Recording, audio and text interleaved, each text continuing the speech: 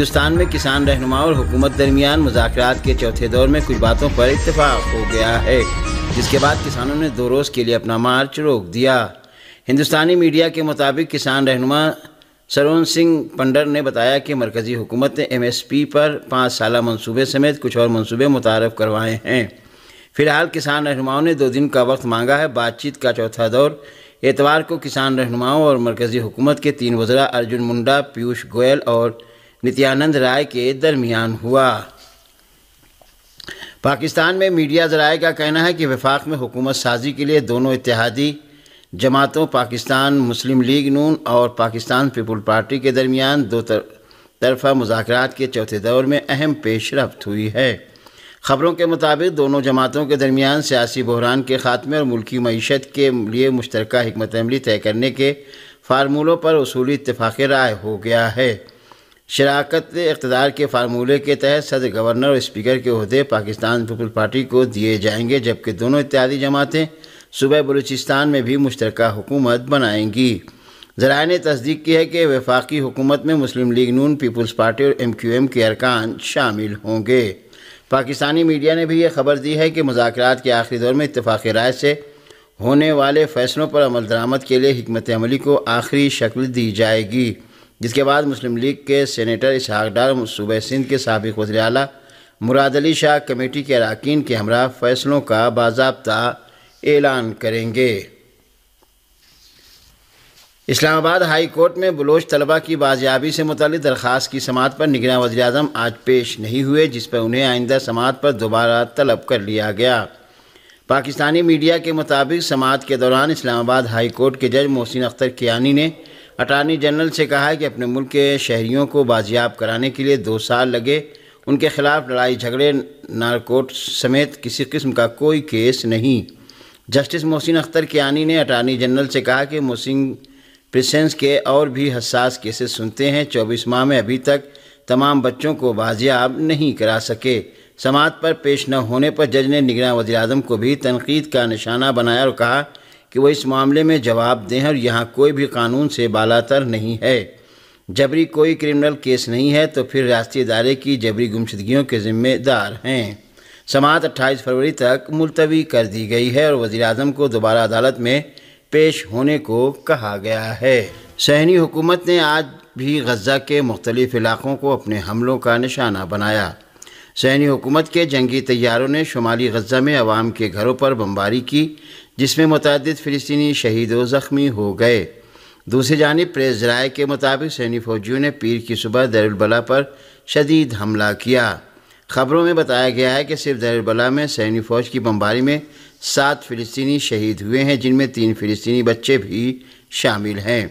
دوسری جانب اطلاعات ہیں کہ صہیونی فوج کے ٹینکوں، بختربند گاڑیوں اور بلڈوزروں نے غزہ شہر کے علاقے البسان الکبیرہ میں الجزائری اسپتال کے اطراف میں خود کو ایک حملے کے لیے تیار کر لیا ہے، جبکہ صہیونی فوج کے بلڈوزروں نے شمالی غزہ میں المقوسی ٹاورز کے علاقے میں بڑی پیمانے پر عمارتوں کو منہدم کر دیا۔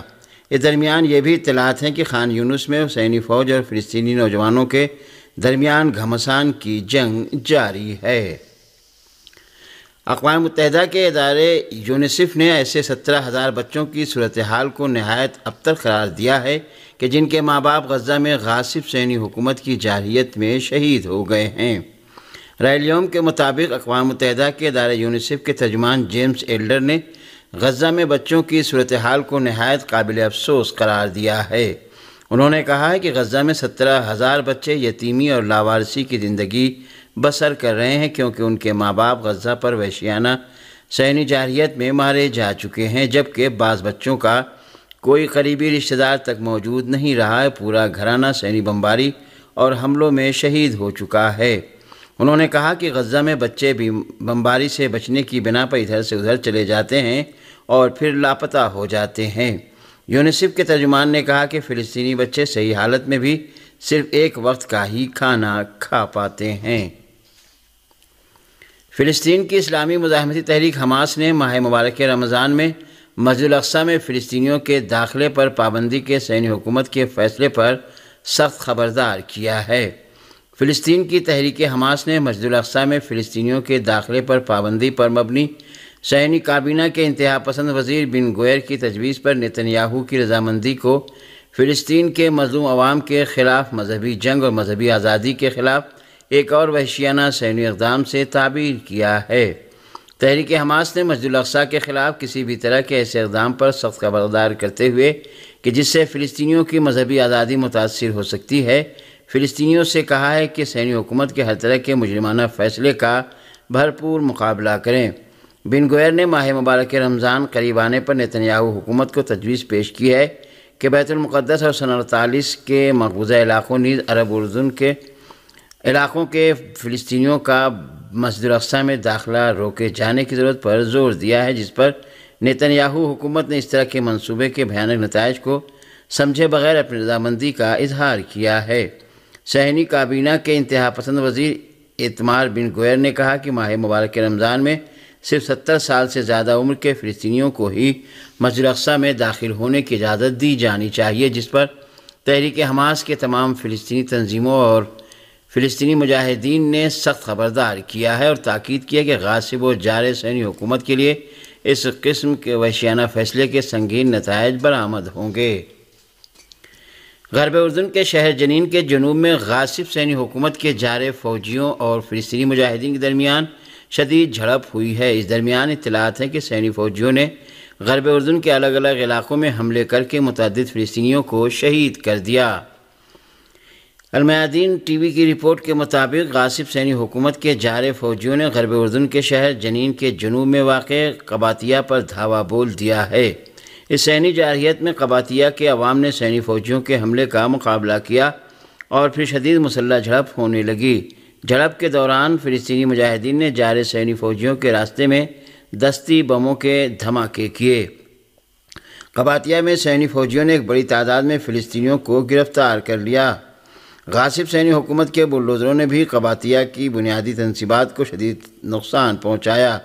موصولہ رپورٹ میں بتایا گیا ہے کہ غاصب صہیونی حکومت کے جارے فوجیوں نے غرب اردن کے شہر رام اللہ پر بھی دھاوا بولا اور وہاں کاروں اور گاڑیوں کو خاصا نقصان پہنچایا۔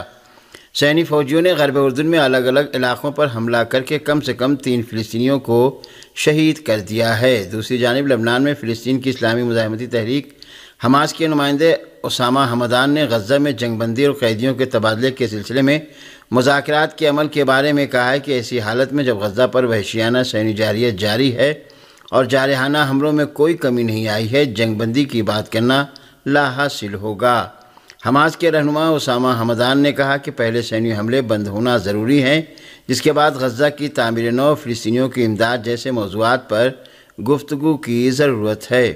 انہوں نے کہا کہ مذکورہ مسائل حل ہونے کی صورت میں ہی جنگی قیدیوں کے تبادلے کے بارے میں کوئی بات چیت ہو سکتی ہے۔ اسامہ حمدان کا یہ بیان ایسی حالت میں سامنے آیا ہے کہ غاصب صہیونی حکام مسلسل یہ اشتعال انگیز بیان دے رہے ہیں کہ غزہ کے جنوب میں رفح پر حملے کی پوری تیاری ہے، جبکہ رفح اس وقت ایک ایسا شہر بنا ہوا ہے جہاں 15 لاکھ سے زائد فلسطینیوں نے پناہ لے رکھی ہے۔